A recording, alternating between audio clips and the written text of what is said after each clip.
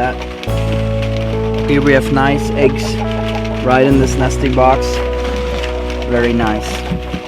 Very nice. I'm gonna come back and check on this later. Now it is raining and it is cold. I have my chickens in this chickshaw now because I sold off half my flock. I have room for them here. Here's the thing with the chickshaw. It's easy to move by hand without chickens in it. It's okay to move by hand a short distance with chickens in it.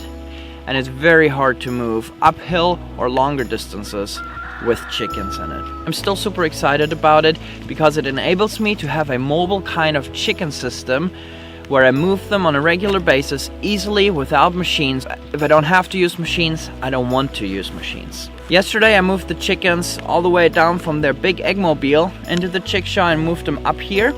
And here they are now free ranging without an electric poultry netting around it. As soon as you do that, it'll also be a more land extensive kind of farm management, because these chickens have no little space that is dedicated for them for a certain period of time, but it's more they free range. And the purpose here, the main purpose, is pasture sanitation, where they will go for the cow pies and scratch them out and give us healthier cows and better pastures next year.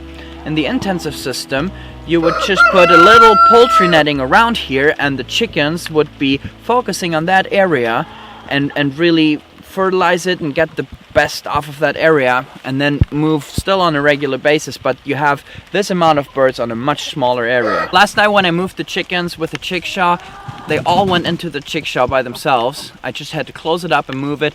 This is what keeps them safe at night. If you forget to close the chickshaw, your chickens are gone. That because you don't have a second line of defense. You don't have this electric poultry netting around like I've had in the past. Now, the predators that we have here, they won't be able to get into this chickshaw. I will close it up again tonight, I can't forget that. Then I will move them on to the next spot tomorrow. I think we all know that in all things in life, if they're not easy and fun and just a quick fix to certain problems, then we don't really want to do it and we give up real easy. And that's what I've found with my big eggmobile. That's really good for bigger farms and for flat fields, and if you have a tractor easily available, easy terrain, this thing will enable me to still have a very easy mobile chicken system where I can move them without having to go back and get the tractor or machine. I can lock them up at night, I can easily access my eggs. All of those features are in this chickshaw. I really like it. And you know, the key here really is timing, moving quickly, not being on a spot for too long. That's how you can feed this amount of chickens for free during summertime, when there are enough insects, enough grass, and the cow manure that will give an additional boost, and insects and worms and all of that.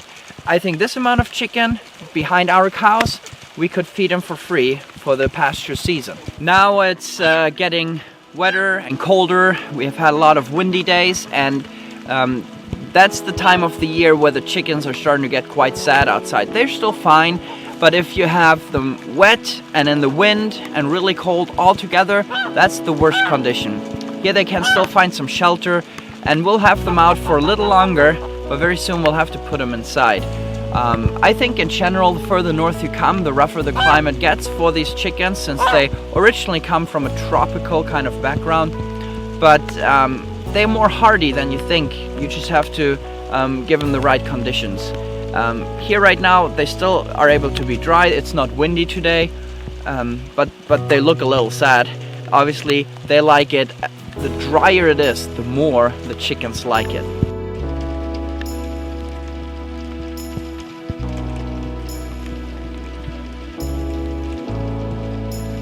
So thank you for watching this video today. Hope you enjoyed it and found it interesting. I know a lot of you guys are experiencing as well with mobile kind of solutions for this whole thing. I'm just super excited about it.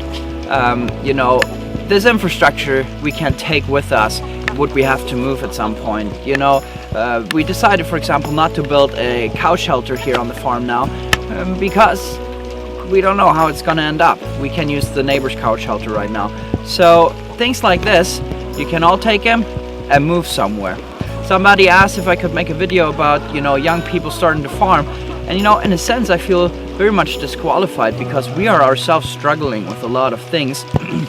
And I really hope that people can gain a lot of experience and knowledge and save time on failures and all of that through our videos and through our struggles. One thing that I have found is you don't need to own the land. If you're able to get land somewhere and you have a mobile system, you can really go to many places. One thought that I've had even is that you could ask a big farmer if you could put your chickens on his pastures, but still I think this would only work well if you moved the cattle as well.